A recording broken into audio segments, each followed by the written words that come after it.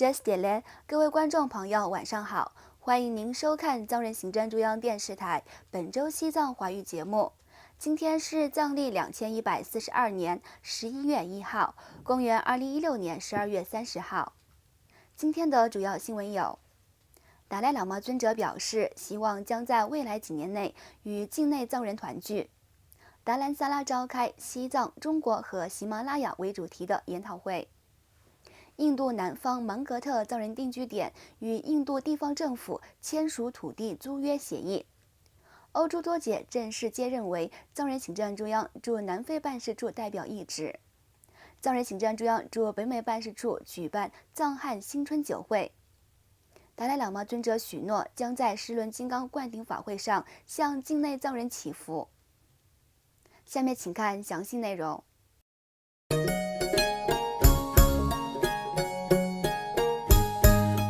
12月19号，西藏精神领袖达赖喇嘛尊者在印南卡纳塔克邦芒嘎特西藏难民社区的哲蚌寺接见了一批来自西藏境内的藏人同胞。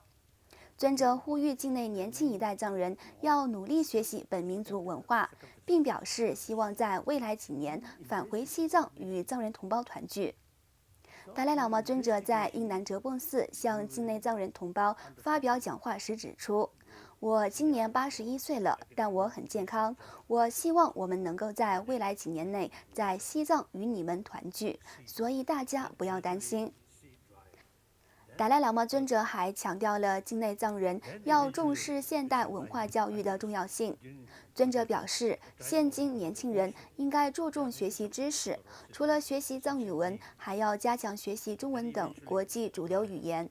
在掌握现代文化知识的基础上，也不忘学习西藏传统文化，尤其是包括藏医学、英明学和内明学等大五明。这些在世界上是独一无二的知识，年轻人必须给予重视。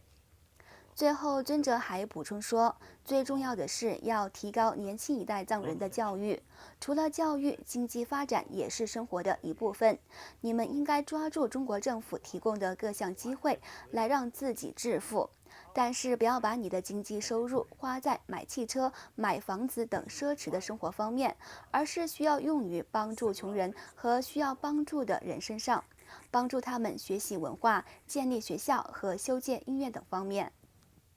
与此同时，达赖喇嘛尊者将于2017年1月2号至13号在印度比哈尔邦开始传授第34届10轮金刚灌顶法会。本次10轮金刚灌顶法会是由藏人行政中央主办，预计从世界各地有20万左右的佛教信徒将参加法会。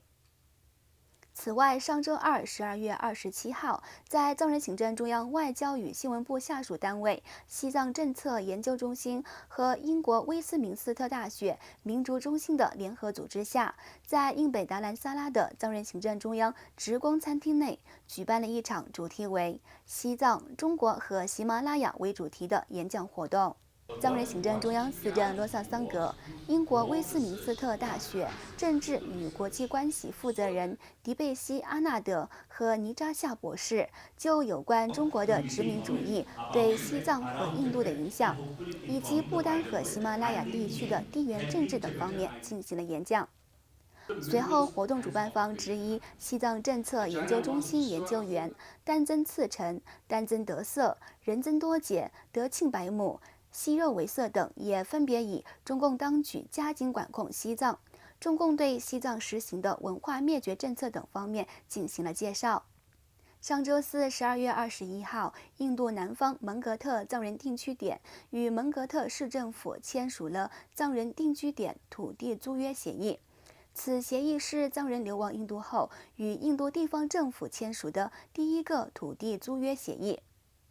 本月21号，在达赖喇嘛尊者和司政罗桑森格出席印南哲蚌寺建寺600周年之际，印度地方政府代表与蒙格特嘎瓦地区专员库努先生和藏人定居点行政长官嘎马顿珠先生签署了蒙格特藏人定居点土地租约协议。此次流亡藏人定居点与印度政府间签署土地租约协议，具有重要历史意义，并符合藏人行政中央的5和50战略工程精神。上周六，藏人行政中央驻南非办事处新旧代表间进行工作交接仪式，欧洲多杰先生正式接任驻南非办事处代表一职。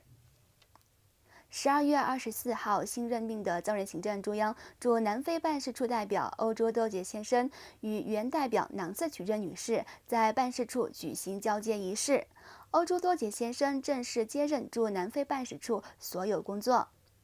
藏人行政中央外交与新闻部秘书长达波索囊诺布先生主持仪式，并宣布任职决定。秘书长达波索囊诺布先生向新任代表欧洲多杰先生敬献哈达表达祝贺，同时也对囊瑟曲热女士在过去几年里在藏人行政中央驻南非办事处这一特殊的工作岗位上尽心尽责，为流亡社会和民众做出的贡献表示感谢。欧洲多杰先生在任命为驻南非办事处前，在藏人行政中央财政部下属单位社会与资源开发基金会担任秘书长一职。12月17号，藏人行政中央驻北美办事处与华盛顿地区藏人协会联合举办了2017年藏汉新春酒会，感谢各界华人对西藏自由事业的支持。藏人行政中央驻北美办事处代表边巴次仁先生，藏人行政中央驻北美华人联络官贡嘎扎西先生与主要嘉宾著名盲人维权律师陈光诚等出席了新春酒会。参加活动的华人嘉宾们在活动上均表示对达赖喇嘛尊者表示衷心的敬佩，并强调尊者不仅是西藏人民的精神领袖，也是中国人民的尊贵导师和精神顾问，并指出将与达赖喇嘛尊者和西藏人民一起祸福相依，同甘共苦。他们还表示，如果达赖喇嘛尊者能够返回西藏，西藏问题将得到和平解决。同样，不仅西藏，目前困扰中国的问题也将会在短时间内解决。与会华人还表示，达赖喇嘛尊者倡导的中间道路政策不是要把西藏从中国分离出去，而是在中国宪法框架下实行名副其实的自治，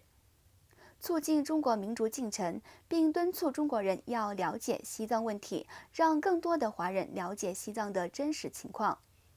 来自华盛顿地区、弗吉尼亚州和马里兰州的华人支持西藏人士，包括华人作家、知识分子、学者、民主活动人士和青年组织成员，以及华盛顿藏人社区成员等200多人参加了活动。此外，12月16号，旅居美国纽约和新泽西的中国民主活动人士在纽约法拉盛举行了一场座谈会。这次聚谈会中邀请到了藏人行政中央驻华盛顿地区办事处新任代表边巴次仁先生，纽约城市大学教授夏明先生主持了会议。夏明先生在致会议开幕词时表示，这次聚会是为了重申我们对达赖喇嘛尊者的支持，并一起努力重振藏汉关系，加强藏汉民族之间日益增长的友好关系。夏明先生还表示，这些年藏汉关系不仅在北美，在世界各地正在逐渐变得强大，这是达赖喇嘛尊者倡导的中间道路政策的一个巨大结果。为此，我们衷心感谢尊者的远见。参加会议的还包括藏人行政中央驻北美办事处代表边巴次仁先生、藏人行政中央驻北美华人联络官贡嘎扎西先生、仁钦塔罗先生和洛桑拈扎先生、纽约藏人社区和各藏人非政府组织代表，以及100多名中国知识分子和民主活动人士参加了会议。近日，中共当局限制境内藏人出国旅行，以阻止藏人前往印度佛教圣地菩提迦叶参加由西藏精神领袖达赖喇嘛尊者传授的第34届十轮金刚灌顶法会。日前，已抵达尼泊尔和印度的境内藏人已被中共当局以各种借口召回境内。据媒体报道，中共政府自今年11月份开始，先后在西藏3区没收藏人的护照。基于上述原因，达赖喇嘛尊者于12月25号在新德里向俄罗斯佛教信众传法期间，向来自境内的藏人同胞给予了教导。尊者表示，对于无法参加十轮金刚灌顶法会的境内藏人，不要太过失望。藏历11月13号、14号、15号是十轮金刚灌顶法会正醒和结醒以及灌顶的日期。届时你们在境内发愿，我会将你们包含在传授灌顶对象的范围中进行加持祈愿。尊者还指出，同样，中国也有许多佛教信徒，也一定有想要接受灌顶的人士。我同样也会将你们包含在传授灌顶的范围中进行祈愿。尊者还强调说，上师与本尊的加持本就没有空间的限制。如今我们在空间上来说相隔甚远，但是只要潜心发愿，就能够获得灌顶，不要失望难过。达赖喇嘛尊者还表示，你们心怀虔诚的信仰，高高兴兴地来到这里，却因为政治原因而必须立刻返回，的确是令人难过的情况。但是另一方面，我们境内外藏人分开已经57年之久，我对境内同胞的勇气，对本民族的赤诚之心的敬佩从未改变。大家的努力使得西藏的正义事业在国际上受到关注，因此我想对境内广大的藏人同胞们表示感谢，也希望你们要继续努力，再接再厉。